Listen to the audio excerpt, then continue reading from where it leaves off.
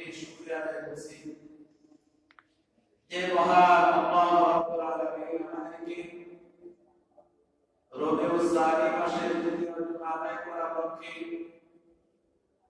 পৃথিবীর সবচেয়ে উত্তম স্থান তথা আল্লাহ রাব্বুল আলামিনের পবিত্র ঘর মসজিদে আসার মহান তৌফিক দান করেছেন। এই জন্য আমরা সকলে অন্তরস্থল থেকে কালিমাতুশ শুকর আদায় করে বলি আলহামদুলিল্লাহ। আমি আপনাদের সামনে বিগত এক মাস ব্যাপী প্রিয় নবী সাল্লাল্লাহু আলাইহি ওয়াসাল্লামের জীবন চরিত্র সম্পর্কে আলোচনা করে আসছিলাম। এর ধারাবাহিকতায় এই সপ্তাহে আমার আলোচনার বিষয় হচ্ছে প্রিয় নবী সাল্লাল্লাহু আলাইহি ওয়াসাল্লামের পরিচয় এবং মর্যাদা। আল্লাহ রাব্বুল আলামিন আমাকে প্রিয় নবী সাল্লাল্লাহু আলাইহি ওয়াসাল্লামের পরিচয় সম্পর্কে সঠিক আলোচনা করা, আপনাদেরকে সঠিক বোঝা, সর্বশেষ আমাদের সবাইকে প্রিয় নবী সাল্লাল্লাহু আলাইহি ওয়াসাল্লামের তরিকাগত জীবনকে পরিচালনা করে ঈমানের সাথে পৃথিবী থেকে বিদায় হওয়ার তৌফিক দান করেন। আমিন। রাসূলুল্লাহ সাল্লাল্লাহু আলাইহি ওয়াসাল্লাম নবুয়ত পাওয়ার আগে মক্কা নগরীর সকল মানুষের কাছে ভালোবাসার মহব্বতের প্রিয় ছিলেন, পাত্র ছিলেন। যখন প্রিয় নবী সাল্লাল্লাহু আলাইহি ওয়াসাল্লাম নবুয়ত পাইলেন, কালিমার দাওয়াত দিতে লাগলেন, তখন যারাই নবীকে বেশি ভালোবাসছিল নবুয়তের আগে, তারাই বেশিরভাগ নবীকে ক্ষতিও করেছে। রাসূলুল্লাহ সাল্লাল্লাহু আলাইহি ওয়াসাল্লামের চাচা আবু জাহেল মক্কা নগরীর মধ্যে সবচাইতে বেশি রাসূলের দুশমন ছিল আবু জাহেল। সেই আবু জাহেল একদিন তার বাসার সামনে যে গেট দিয়ে সে আসা যাওয়া করে, যে দরজা দিয়ে ঘরের ভিতরে বাসার ভিতরে ঢুকে,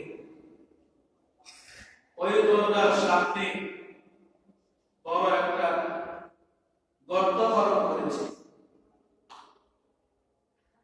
গর্ত খনন করার পর ওই গর্তের উপরে হালকা হালকা কিছু পাতা লতা ইত্যাদি বিভিন্ন ধরনের সাবানা দিয়ে গর্তের মুখটাকে ঢেকে রাখছে। আর এদিকে তার একটা লোকের মাধ্যমে রাসূলুল্লাহ সাল্লাল্লাহু আলাইহি ওয়াসাল্লামকে খবর পৌঁছাইছে, মুহাম্মদ আপনার চাচা আবু জাহেল খুব অসুস্থ, আপনাকে দেওয়ার জন্য বলছেন। রাসূলুল্লাহ সাল্লাল্লাহু আলাইহি ওয়াসাল্লামের ধারণা হচ্ছে যে এখন যদি আমি যাই, সম্ভবত সে ইসলাম ধর্ম গ্রহণ করবে, কালিমা পড়ে ফেলবে। এই হিসাবে রাসূলুল্লাহ সাল্লাল্লাহু আলাইহি ওয়াসাল্লাম তার বাড়ির দিকে দৌড় আরম্ভ করলেন। বলুন তো, আবু জাহেলের ঘরের সামনে গর্ত আছে কিনা? নাই। গর্তটা হালকা হালকা কোনো ধরনের পাতা পাতা ইত্যাদি দিয়ে গর্তের মুখটা ঢাকা আছে। আবু জাহেল জানে মুহাম্মদ আমার কথা শুনতে দেরি হবে, আমার বাসায় আসতে দেরি করবে না, দৌড়ে আসবে। যখন আবু জাহেল এই চিন্তা করলো তোমরা যখন আসবে আমার বাসায়, তখন গর্তের ভিতরে পড়ে যাবে আর আমার বংশের লোক যারা আছে সকলে মিলে গর্তের মধ্যে তাকে ফেলে দেবে। এটা আবু জাহেলের উদ্দেশ্য। রাসূলুল্লাহ সাল্লাল্লাহু আলাইহি ওয়াসাল্লাম দৌড়ে আসতেছেন। গর্তের কাছে আসার পর হযরত জিবরাইল আলাইহিস সালাম বললেন, নবীজি কোথায় যাচ্ছেন? কে ইবাদত করবে? রাসূল বলেন, কে? তারা জানেন না কি সমস্যা? বলে আবু জাহেল আপনাকে মারার জন্য গর্তের সামনে আপনার আবু জাহেলের যে গেট আছে, প্রথম গেট, তার কি ঘরের ভিতরে ঢোকার যে জায়গা আছে, দরজা, দরজার সামনে আপনাকে বড় করে একটা গর্ত বানাইলো। ওই গর্তের মধ্যে ফেলে আপনাকে মারার পরিকল্পনা করছে, আপনি জানেন না। রাসূলুল্লাহ সাল্লাল্লাহু আলাইহি ওয়াসাল্লামকে আল্লাহ রাব্বুল আলামিন হযরত ইব্রাহিম আলাইহিস সালামের মাধ্যমে ইবাদত করলেন। রাসূল সাল্লাল্লাহু আলাইহি ওয়াসাল্লাম বলতে এখান থেকে চলে গেলেন, আবু জাহেলের বাড়িতে আসেন। আবু জাহেল ঘরের ভিতর থেকে দেখতেছে মুহাম্মদ চলে যাইতেছে একা একা। আবু জাহেল ঘর থেকে বের হচ্ছে, এখন থেকে তো একা একা দেখা যায়, তাহলে এখন মারার সুযোগ নাই। এই চিন্তা করে আবু জাহেল ঘর থেকে বের হয়েছে, সে নিজে যায় ঘরের মধ্যে পড়ে গেছে। কথা বুঝতে পারছেন কিনা? বর্তমান করেছিল নবীকে মারার জন্য, এখন তো আরম্ভ করেছে নবীকে দেখে সে তার নিজের গর্তের মধ্যে নিজেই পড়ে গেছে। গর্তের মধ্যে পড়ে কান্নাকাটি করতেছে, মানুষকে ডাকাডাকি করতেছে, ছেলেমেয়েরা আত্মীয় স্বজন পাড়া প্রতিবেশীকে আমাকে তাড়াতাড়ি গর্ত থেকে উঠাও, আমি উঠতে পারতেছি না, মোহাম্মদকে মারার জন্য দরজার সাথে গর্ত করেছি না। মোহাম্মদ গর্তের বাইরে গেছে, কাতর করছে, পাশে নাই। বংশের লোকেরা তাকে উঠাইতে চায় একেবারে কাছে, যখন বংশের লোকেরা আবু জাহেলকে উঠাইতে চায় তখন আবু জাহেল খালি নিচের দিকে যায়, শুধু খালি নিচের দিকে যায়, আর তাকে কেউ আর ধরতে পারে না। কে শিক্ষা দিতেছেন বলেন? আবু জাহেল বলল, আমার সন্তানরা বংশের লোকেরা তোমাদের দ্বারা কাজ হবে না, যতক্ষণ পর্যন্ত আমার ভাতিজা মুহাম্মদ আমার শরীরে হাত না লাগাবে ততক্ষণ পর্যন্ত আসমান জমিনের কোনো মানুষ আমাকে গর্ত থেকে উঠাইতে পারবে না। এখানে সবার ভাগের হাত নাই, তাড়াতাড়ি মোহাম্মদকে নিয়ে আসে। রাসূলকে আবার খবর দিল, রাসূল শরীরে খুব ভালো মহত্বের মানুষ, সাদা দিনের মানুষ। রাসূল খবর পাইয়া আসলেন। আসার পর রাসূলুল্লাহ সাল্লাল্লাহু আলাইহি ওয়াসাল্লাম গর্তের উপরে, গর্তের কিনারায় দাঁড়ান। আবু জাহেল গর্তের ভিতরে কাঁদতে, আর মুহাম্মদ তোমার জন্য গ্রহণ করছি, আমি ভুল করেছি, আমাকে মাফ করো, তাড়াতাড়ি গর্ত থেকে ওঠা, দুনিয়ার সকল মানুষকে। রাসূল জিজ্ঞেস করলেন, তুমি ঈমান আনবে? হ্যাঁ, ঈমান তো আনছি। রাসূল শুধু খালি হাত এভাবে গর্তের দিকে রাখলেন, রাখার পর দেখেন না আবু জাহেল অনেক গভীর গর্ত, সেখান থেকে অনায়াস সুন্দর করে রাসূলের হাত মোবারক লাগার আগে আগে আল্লাহ তাআলা তাকে গর্ত থেকে বের করে দিলেন।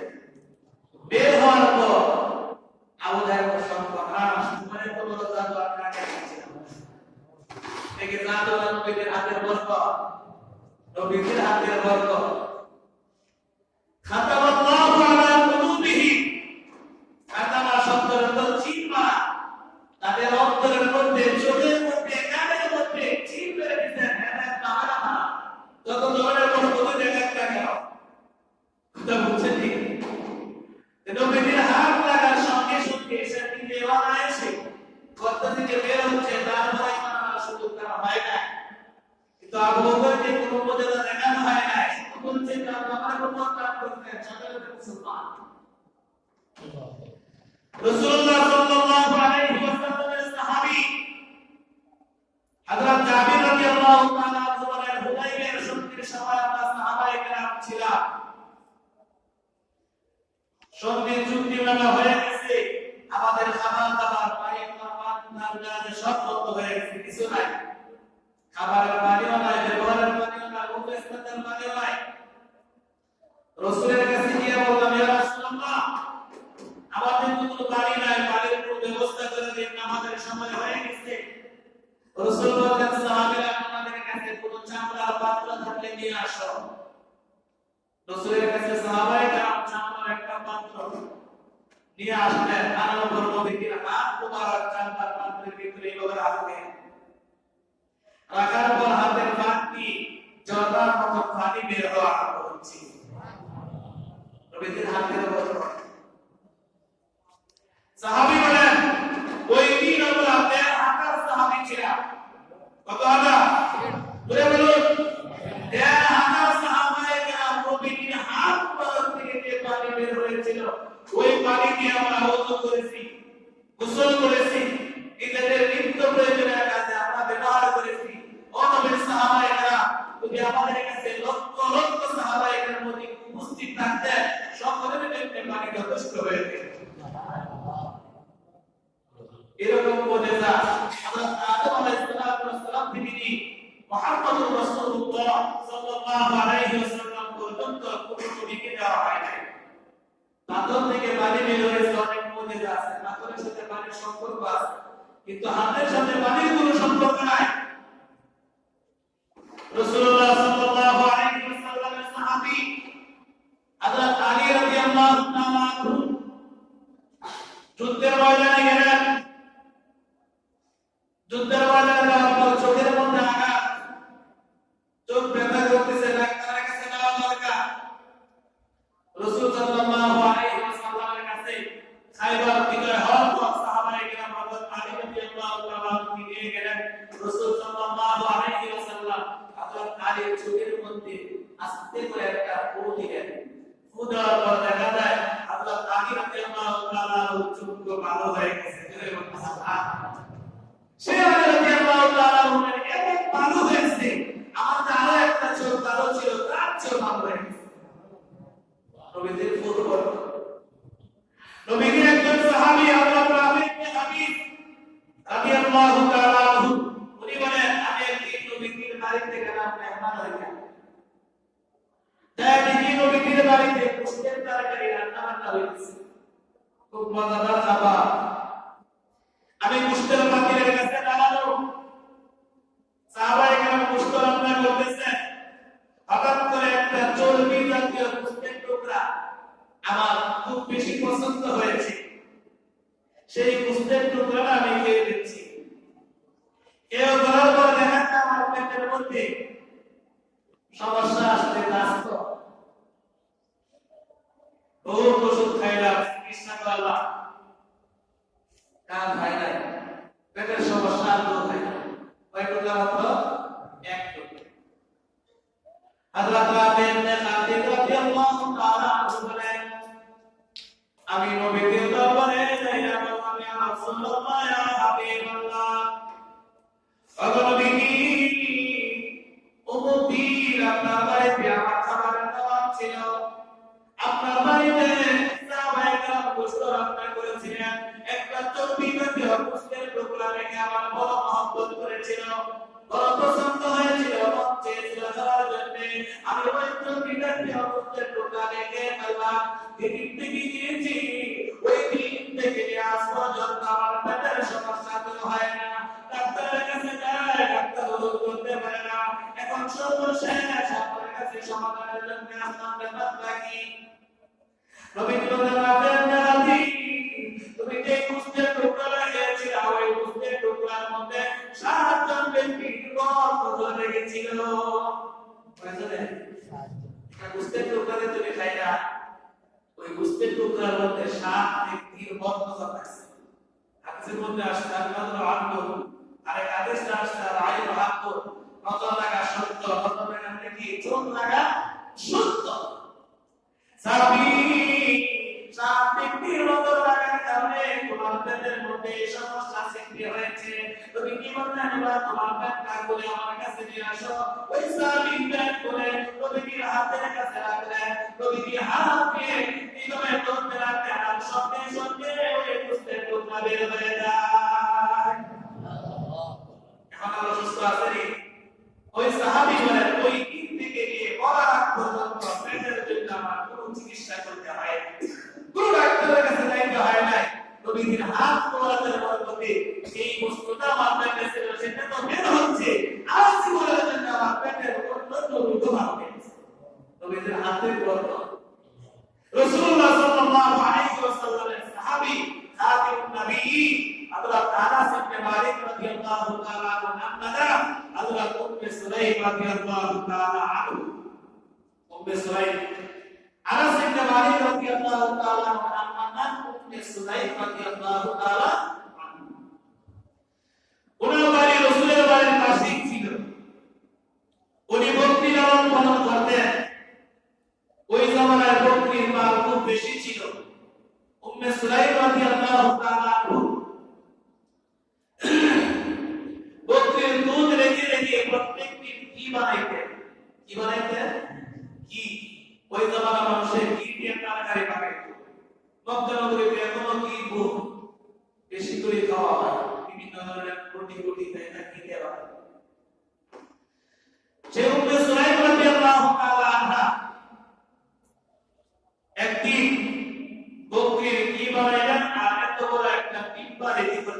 হচ্ছে কি টিপা।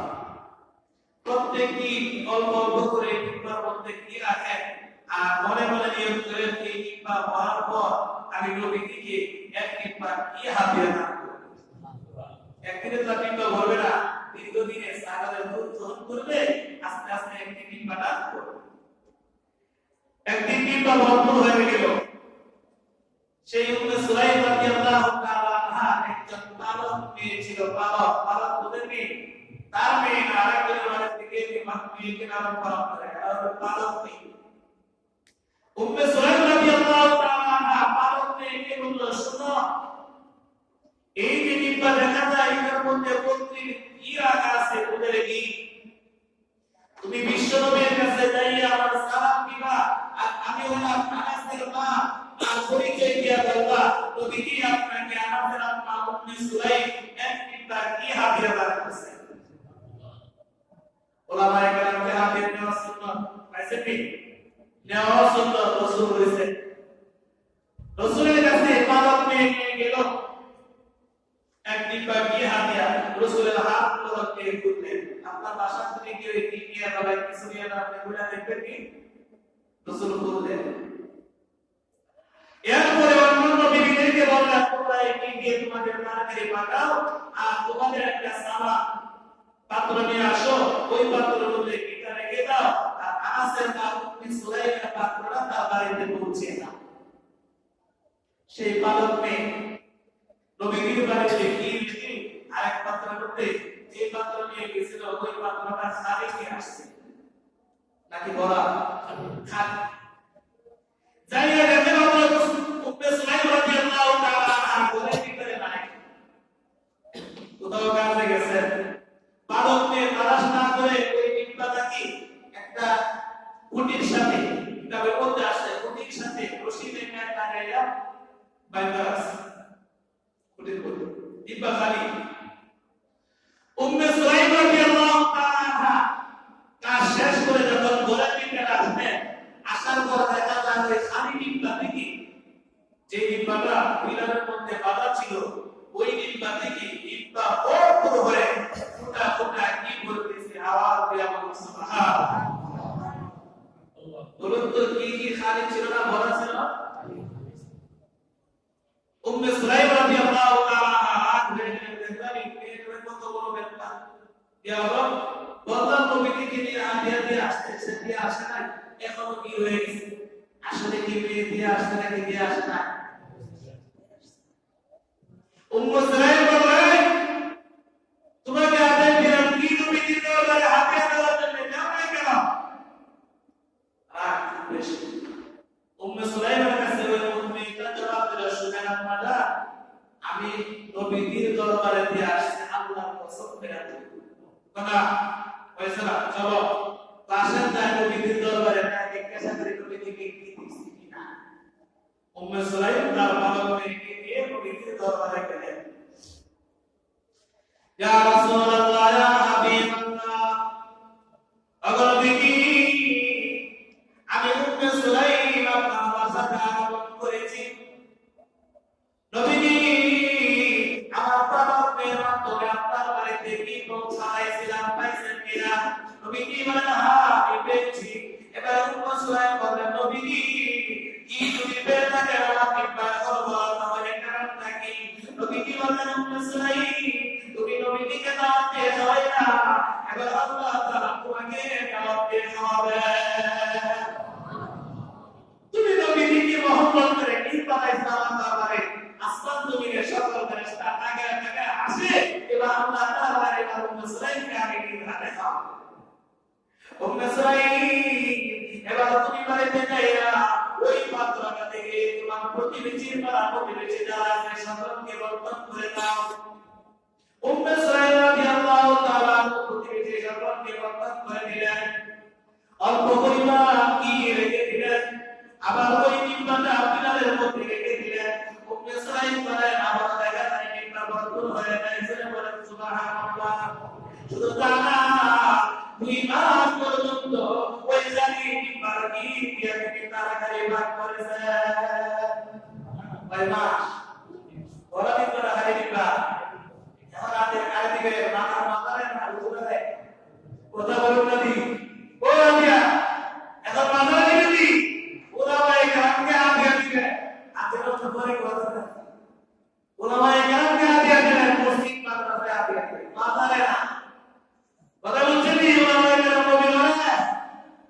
নবীজি হাদিয়া গ্রহণ করেছে, নবীজি হাদিয়া দান করেছে, নবীজির সুন্নাত। রাসূলুল্লাহ সাল্লাল্লাহু আলাইহি ওয়াসাল্লামের সাহাবী দেখেন তো নবীজির হাতের বরকত, হাতের বরকত। হযরত জাবির রাদিয়াল্লাহু তাআলা আনহু খন্দকের যুদ্ধে এক হাদিসে আসছে 1000 সাহাবায়ে কেরাম ছিলেন, আর এক হাদিসে আসছে 1500 সাহাবায়ে কেরাম ছিলেন। খন্দক তখন বলতেছে যুদ্ধ করবে, সাহাবায়ে কেরাম খন্দক খনন করতেছেন, মাটি কাটতেছেন, পেটের খিদার যন্ত্রণায় প্রত্যেক সাহাবায়ে কেরাম তাদের পেটের মধ্যে একটা করে পাথর বাঁধছেন। কয়টা করে? ইয়া রাসূলুল্লাহ, ইয়া হাবিবাল্লাহ, ওগো নবীজি, আজ 3 দিন যাবত ক্ষুধার যন্ত্রণায় আমাদের সাহাবায়ে কেরামের কারো ঘুম আসে না, ক্ষুধার যন্ত্রণায় ভালো লাগে না, চোখের মধ্যে ঘুম লাগে না, ক্ষুধার যন্ত্রণা কষ্ট করতে না পেরে, সহ্য করতে না পেরে আমাদের প্রত্যেক সাহাবায়ে কেরামের পেটের মধ্যে একটা করে পাথর বাঁধলাম। নবীজি মেহেরবানি করে খাবারের ব্যবস্থা করে দেন। কয়টা হচ্ছে পাথর? সাহাবায়ে কেরামের পেটে ক্ষুধা বেশি, 3 দিন ধরে খাওয়া নাই, ঘুম নাই, কিছু নাই, ভালো না, পেটে পাথর বাঁধছে একটা। এবার নবীজি বললেন, সাহাবীরা এবার তোমরা আমার পেট করে দেখো, তোমরা পেটের ক্ষুধা সহ্য করতে না পারে একটা করে পাথর বাঁধলাম। আমি নবীজি সহ্য করতে না পারে একটা পাথর বাঁধলাম। এখন ক্ষুধা কার বেশি? নবীর নাকি সাহাবে? বলবেন নবীর বেশি। যখন হযরত জাবির রাদিয়াল্লাহু তাআলা আনহু দেখেন সাহাবায়ে কেরামের পেটে পাথর বাঁধা, নবীজির পেটের মধ্যে 2টা পাথর বাঁধা, সেই জাবির রাদিয়াল্লাহু তাআলা আনহুর বাড়ি ছিল পাশে, কাছে ছিল বাড়ি। জাবির রাদিয়াল্লাহু তাআলা আনহু দৌড়ে গেলেন বাড়িতে, বাড়িতে যাইয়া স্ত্রীকে বললেন, ও আমার স্ত্রী, নবীজিকে দেখে আসলাম খন্দকের যুদ্ধের মধ্যে, খন্দকের খনন করতে যাইয়া সাহাবায়ে কেরাম প্রত্যেকে একটা করে পাথর বাঁধছেন পেটের মধ্যে, আর নবীজি 2টা পাথর বাঁধছেন। ঘরের ভিতরে কোনো আছে কিনা খাবারের থাকলে দিয়ে দাও। স্ত্রী বলে, ঘরের ভিতরে তেমন কিছু নাই, তো কি আছে? শুদ্ধ বকরির একটা বাচ্চা আছে। কি আছে? বকরির বাচ্চা, আর এক্সট্রা জব, অর্থাৎ 1 কেজি 1200 কম আছে। 1 কেজি 1200 কম আটা না। এখন যদি আপনি বলেন যে আটা রুটি খাইতে মুহূর্তের মধ্যে চলে আসবে, তখন যদি বলতো আটা রুটি খাবে, কমপক্ষে ঘন্টা 2 ঘন্টা সময় লাগবে। জব আছে, বকরি জীবিত, গোশত বানানো না, 1 কেজির মধ্যে গোশত। হযরত জাবির রাদিয়াল্লাহু তাআলা বলেন, ঠিক আছে, বকরি নিয়ে আসো, আমি তোমায় করে দিয়ে যাই, আর তুমি জবগুলো পিষো।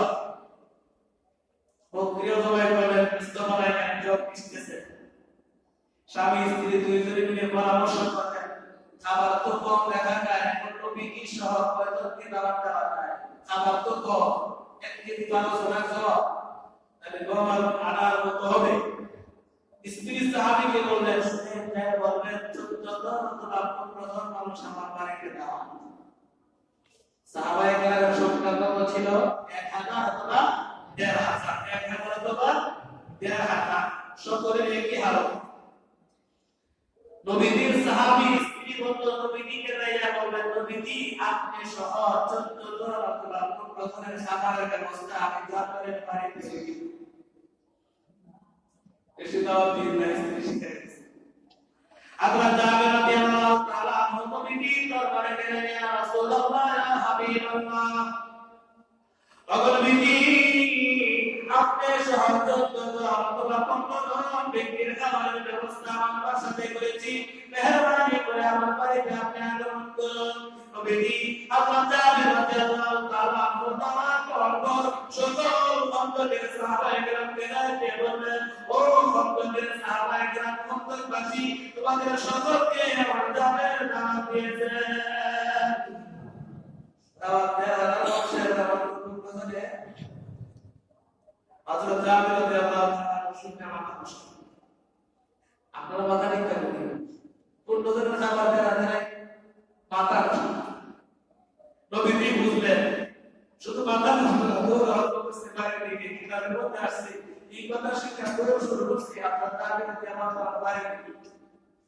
নবীজি বললেন জাবির তোমার চিন্তার কোনো কারণ নাই, আমি বুঝতে পেরেছি তুমি সুন্নাহ বাতিলের নামাজে রান্না করেছো।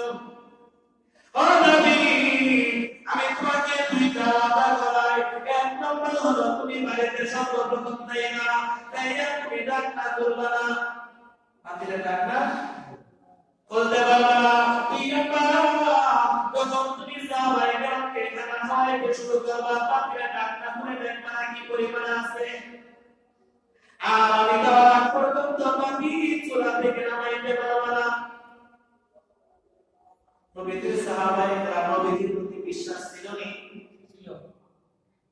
জাবের রাদিয়াল্লাহু তাআলা ওয়ার দিকে গেলেন, নবীদের হারা সাহাবায়ে কেরাম ওই নামাজ পড়তে পারতেন নজরের খাতা।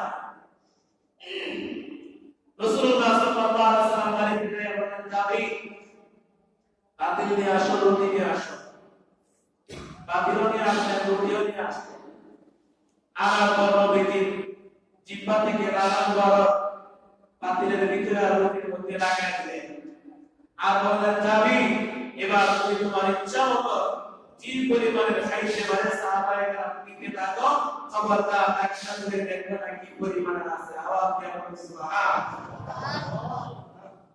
এরা আর সাহাবায়ে কেরাম খাইলে কত হাজার কত করে খাওয়া কত করে এরা আর সাহাবায়ে কেরাম খাওয়ার পর রাসূলের কাছে যখন আমরা অনুভবী তখন দেখা যায় সাহাবায়ে কেরাম খাওয়ার আগে এই পরিমাণের গোশত আর রুটি ছিল সম্পূর্ণ এখনো রয়ে গেছে। আওয়াজ কেমন সুবহানাল্লাহ। জাবির তোমার ওই বকরির হাড্ডিগুলো আমি নবীর দরবারে নিয়ে আসো, রাসূলের হাড্ডিগুলো জমা করে নিয়ে আসো। জাবির রাদিয়াল্লাহু তাআলা জবাই বকরির হাড্ডিগুলো নবীর কাছে নিয়ে আসলেন।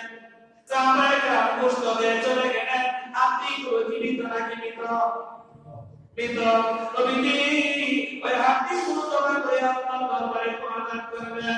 আল্লাহ রাব্বুল আলামিনের দরবারে মুনাজাত করতে দেরি হয়েছে, ওই বকরি জীবিত হয়ে যাবে আরম্ভ করেছে। নবী তোমার বকরি নিয়ে যাও, আল্লাহ তাআলার পক্ষ থেকে আমাদেরকে মেহমানদারি করেছেন। কার পক্ষ থেকে? আল্লাহর পক্ষ থেকে। তুমি তোমার বকরি নিয়ে যাও, বাকি তুমি তোমার কাজ তুমি আদায় করবে। রাসূলের হাতের মধ্যে, মুখের মধ্যে, নালার মধ্যে, ফুর মধ্যে বরকত আছে কি? সময় বা সংক্ষেপে বলবো।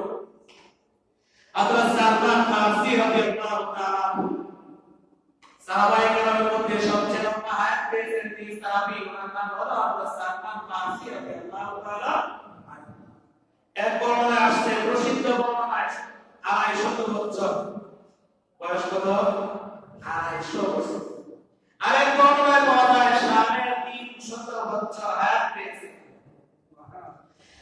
সেই সালমান ফারসি রাদিয়াল্লাহু তাআলা উনি বলেন আমি পারস্যের অধিবাসী ছিলাম। আমার আব্বা ছিলেন একজন গণ্যমান্য ব্যক্তি, বিচারক, নেতা, সম্ভ্রান্ত পরিবারের। আমার ভাই ব্রাদার যারা ছিল সকলের চেয়ে বেশি মহব্বতের প্রিয় ছিলাম আমি আমার আব্বার কাছে। দেখতে সুন্দর ছিলাম, মহব্বতও বেশি ছিলাম। সংক্ষেপে বলবো, হযরত সালমান ফারসি রাদিয়াল্লাহু তাআলা বলেন আমরা ছিলাম বকরির পূজারী। আমাকে আমার আব্বা দুনিয়ার মধ্যে মানুষ কুমারী মেয়েদেরকে যেভাবে দেখে শুনে রাখে, ইবাদতে রাখে, আমাকে আমার আব্বা ওইভাবে দেখে রাখতেন, ইবাদতে রাখতেন, খুব কড়া করে দেখে রাখতেন। একদিন আমার বাগানের বাসাবাড়িতে ঘর বানাইতেছিলেন। ঘরের কাজে ব্যস্ত থাকার কারণে আমাকে বন্ধে পাঠাইলেন জমিন দেখার জন্য। আমি যখন জমিন দেখতে গেলাম, ছোটবেলার পর দেখি খ্রিস্টানদের একটা ইবাদতখানা, গির্জার ভিতরে তারা নামাজ আদায় করতেছে। আর আমাকে আমার আব্বা আগুন সব সময় জ্বালায় রাখার জন্য দায়িত্ব দিয়েছিলেন, যেন কোনোদিন আগুন বন্ধ না হয়। ঠিক আছে? এখন আমার ভিতরে আসতে হয়নি আমি কি পূজা করি তার চেয়ে পূজা বেশি উত্তম। উনি বাড়িতে গেলেন, বাড়িতে গিয়ে আমার আব্বাকে বললেন দেখে আসছে সেটা আমাদের ধর্মের চেয়ে উত্তম। বাবা বলল কি ধর্ম? আমরা তো সারাদিন শুধু আগুন জ্বালাই, এটাতে কামিবে সেখানে যায় না, আমরা ওযু করে আবার নামাজ পড়ে আরো কি তসবিহ করে দেখলাম সেটা আমার কাছে বাপ তো কি বোঝার উপর পুরো কি বোঝায়। এই কথা শোনার সঙ্গে সঙ্গে কিতাবের মধ্যে আসছে আল্লাহ সালমান ফারসি রাদিয়াল্লাহু তাআলা আল্লাহ ওনার পায়ের মধ্যে সিকল লাগাইয়া ঘরের মধ্যে তালা লাগাইয়া ছেলে ব্যবসা বেশ ভালো দেখা যায়। আসলে কি ভালো দেখা যায়? আমরা ভালো দেখা যায় মুসলমান হওয়ার জন্য আমরা কবুল করতে। এবারে তিনি দীর্ঘদিন পর সবাই সামনে কয়েকজন ধর্ম যারা ধর্মে মাতৃত্ব লাভ করেছেন কয়েকজনের কাছে পাচ্ছেন। মুসল শহরে, মুসলিমান শহরে, উমরিয়া শহরে থাকার পর শেষ জামানায় একজনের কাছে যখন তিনি থাকলেন, উনি ধরলেন, উনি মারা যাওয়ার মুহূর্তে বললেন যে শাহ, আপনার তো বয়স অনেক লম্বা হয়ে গেছে, মনে হয় পৃথিবী থেকে বিদায় নিবেন, এখন আপনার উপরে আমি কোন বুজুর্গের সোহবতে আমি থাকতাম, আপনি আমাকে বলুন। আজকাল অনেক কথা দিচ্ছি সময়ের কারণে। শেষ পর্যায়ে যে বুজুর্গ ছিল খ্রিস্টান ধর্মে, সে বলতো শুধু সালমান, আমার ধারণা মতে এই যুগের মধ্যে আর কোন ভালো মানুষ তারা শুধু খাইবে না, তবে একটা কথা জানো, এই যুগের মধ্যে একজন নবীর আবির্ভাব হয়েছে, ওনার নাম হবে মুহাম্মদ, নবীর নাম আব্দুল্লাহ, নাম হবে না, বংশ হলো কুরাইশ বংশ, বাড়িটার বংশায় আসবে হিজরত করে মদিনা। যদি তার সাথে তোমার সাক্ষাৎ হয়, তুমি তোমার মা রাখো তার কাছে তুমি জিন্দেগি কাটাইবা। সালমান ফারসি রাদিয়াল্লাহু তাআলা বলেন, শাহ ওনার পরিচয় কিছু বলে দেন, ওনাকে কোথায় পাওয়া যাবে ঠিকানাটা বলে দেন। ওই ব্যক্তি বলল, শুনো, তার তিনটা আলামত আছে। কয়টা আলামত? সূরা বলুন কয়টি? এক নম্বর আলামত, তুমি যেই নবীর কাছে যাইবা মুহাম্মদুর রাসূলুল্লাহ সাল্লাল্লাহু আলাইহি ওয়াসাল্লাম, উনি কোনদিন সদকা মাল খাবেন না, সদকা দিলে উনি গ্রহণ করতেন না, খাইতেন না। দুই নম্বর, ওনাকে হাদিয়া দিয়ে উনিও যাবেন, সাহাবায়ে কেরামকে বন্টন করে দিবেন, আলামত পরিচয়। তিন নম্বর, ওনার দুই পিঠের মাঝখানে ছোট্ট একটা মহরের উপর কবুতরের টিকা পাতার মহরের উপর আছে। এই তিনটা পরিচয় যদি তুমি পাও, বুঝবা যে উনি হলেন আখির জামানার নবী, সর্বশ্রেষ্ঠ নবী। আল্লাহ সালমান ফারসি রাদিয়াল্লাহু তাআলা হলেন মদিনা। মাঝখানে উনি 10 জন ব্যক্তির কাছে কোরআন হিসেবে বিক্রি হয়েছে, অনেক মুনিদের কাছে মার খেয়েছে। শেষ পর্যায়ে যখন মদিনাতে যাইয়া নবীজি এক বাড়িতে অবস্থান করেন কুবায়, সেখানে উনি যখন শুনলেন নবীজি মদিনাতে আগমন করেছেন, ওই সময় সাহাবায়ে কেরাম নবীজির সঙ্গে ছিলেন। কিন্তু ওই সময় সাহাবায়ে কেরাম নবীজির সঙ্গে ছিলেন। হযরত সালমান ফারসি রাদিয়াল্লাহু তাআলা আনহু যখন দেখার জন্য যাইতেছিলেন, ওই সময় তার নবী যখন দেখলো যে রওনা হবেন, ওনার গালের মধ্যে থাপ্পড় দিয়েছে। তারপর হযরত সালমান ফারসি রাদিয়াল্লাহু তাআলা নবীজির কাছে যাইয়া হাজির হইলেন। নবীজির কাছে সর্বপ্রথম যাইয়া উনি সদকার মাল হাজির হিসেবে পেশ করলেন। নবীজি বললেন যে আমি সদকা গ্রহণ করি না। হযরত সালমান ফারসি রাদিয়াল্লাহু তাআলা বললেন যে আমি একটা পরিচয় দিয়েছি।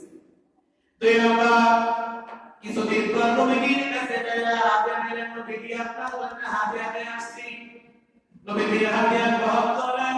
সালমান ফারসি রাদিয়াল্লাহু তাআলা মনে মনে বললেন যে কিটা পরিচয় পাওয়া গেল।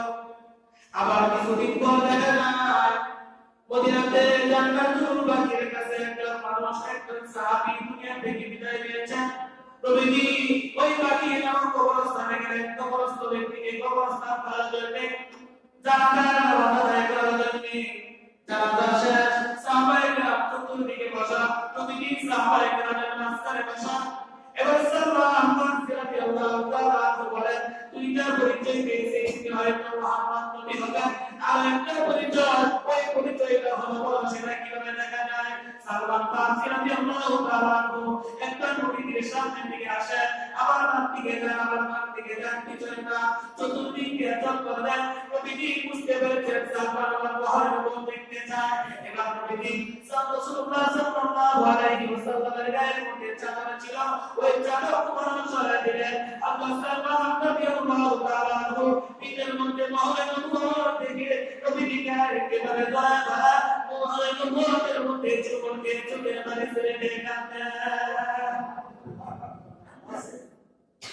মহরের মুখ দেখার পর বিশ্বাস শরীফ শুরু হলেন আখির জামানার নবী চুম্বকের আয়োজনে চলে ধরে কাঁদতেন নবীজি বললেন সালমান তুমি সামনে আসো কি তোমার সমস্যা সামনে আসো হযরত সালমান ফারসি রাদিয়াল্লাহু তাআলা সামনে আসতেন ওরা ইসলাম ধর্ম গ্রহণ করতে যায় এখন কোরআনের কাছে বিক্রি হয়েছে বহু পরিবারের কাছে উনি আঘাত পেয়েছেন অনেকে ওনাকে অনেকভাবে নির্যাতন করেছে সব কিছু করেছেন বলার পর উনি সব কিছু বলার পর তার ব্যাপারে মুসলমান হয়ে গেলেন এরপরে বললেন নবীজি সালমান তুমি আমার সঙ্গে চলো মদিনাতে চলে যাবো তোমাকে ইসলাম তোমাকে সাথে ইসলামের দাওয়াত দিব সালমান ফারসি বলেন নবীজি আমি তো এখনো কোরআনের দরবারে আমি এখনো আমল করেছি আমি আজাদ হই নাই এখন আজাদ না হলে তো আপনার দরবারে আসতে পারবো না রাসূল বললেন তুমি যাইয়া তোমার পরিবারের কাছে যাইয়া বলবা আমাকে আজাদ করে দাও সালমান ফারসি রাদিয়াল্লাহু তাআলা গিয়ে বললেন আমাকে আজাদ করে দেন স্বাধীন করে দেন আমি আপনার দরবারে থাকতে চাই না আমি মুহাম্মদুর রাসূলুল্লাহ সাল্লাল্লাহু আলাইহি ওয়াসাল্লামের কালিমা বলে মুসলমান হয়েছি ওনার সাথে জিন্দেগি আমি কাটাইতে চাই ওই উনি বলল শোন সালমান তুই যদি আমার কাছ থেকে যেতে চাস দুইটা শর্ত আদায় করা লাগবে কি কথা বলে শেষ কয়টা শর্ত জোরে বলুন কয়টি দুইটি শর্ত এক নম্বরের শর্ত হচ্ছে 40 উকিয়া শর্ত আমার দরবারে হাজির করতে হবে এক উকিয়া সমপরিমাণ 40 দিরহাম এক উকিয়া সমপরিমাণ 40 দিরহাম তাহলে 40 উকিয়া কত হবে অনেক বড় হবে দুই নম্বরের শর্ত ওই যে আমরা খেজুর বাগান দেখা যায় ওই খেজুর বাগানের মধ্যে 300 খেজুর গাছ তুমি লাগাইবা এবং ওই 300 খেজুর গাছের মধ্যে একসাথে ফল আসতে হবে যেদিন ফল আসবে সেদিন তুমি 40 উকিয়া স্বর্ণ দিতে পারবে ওই দিন তুমি আমার কাছ থেকে নাজাত পেতে শর্ত সহজ নাকি কঠিন জোরে বলুন কঠিন না সালমান ফারসি রাদিয়াল্লাহু তাআলা নবীজির দরবারে গেলেন ইয়া রাসূলুল্লাহ ইয়া হাবিবাল্লাহ নবীজি আমার নবী আমাকে দুইটা শর্ত দিয়েছেন এক নম্বর শর্ত হলো 300 খেজুর গাছ আমি তার বাগানে লাগাবো ওই 300 খেজুর গাছের মধ্যে যদি একসঙ্গে ফল আসে ওই দিন আমাকে সে নাজাত দিবে দুই নম্বর হলো 40 উকিয়া স্বর্ণ যদি আমি তাকে দিতে পারি ওই 40 উকিয়া স্বর্ণ আমি দিতে ওই দিন আমি তার থেকে নাজাত পাবো নবীজি বলহার তো পারে কোন হবে না সারাটা দিন থেকে আমি তো কোনোদিন এইভাবে কাজ করতে পারবো না 300 খেজুর গাছ আমি পাবো কোথায় আর ফল আসবে কিভাবে 40 উকিয়া স্বর্ণ আমি পাবো কোথায় কিভাবে আমি নাজাত পাবো কিভাবে রাসূল সাহাবায়ে কেরাম সকলকে ডাকলেন সাহাবায়ে কেরাম সালমান মুসলমান হয়েছে তার মনে তাকে নির্দেশ দিচ্ছে যদি 300 খেজুর গাছ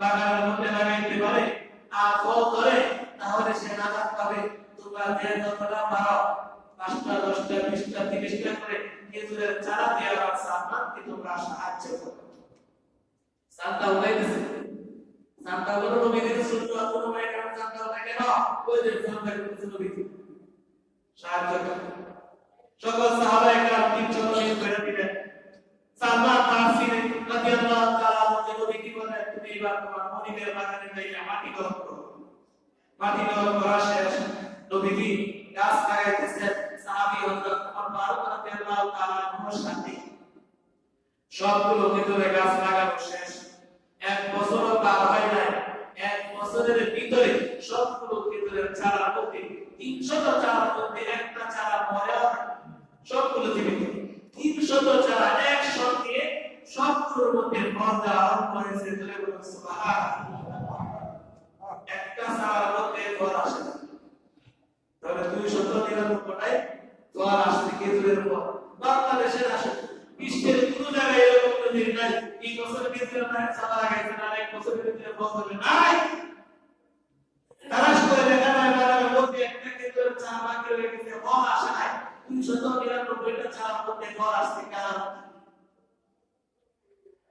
তালাশ করার পর দেখা যায় যে চারাটার মধ্যে ফল আসে নাই, ওই চারাটা নবীজির হাত মোবারকে লাগানো হয় নাই, সেটা লাগাইছে নবীজির সাহাবী হযরত ওমর ফারুক রাদিয়াল্লাহু তাআলা।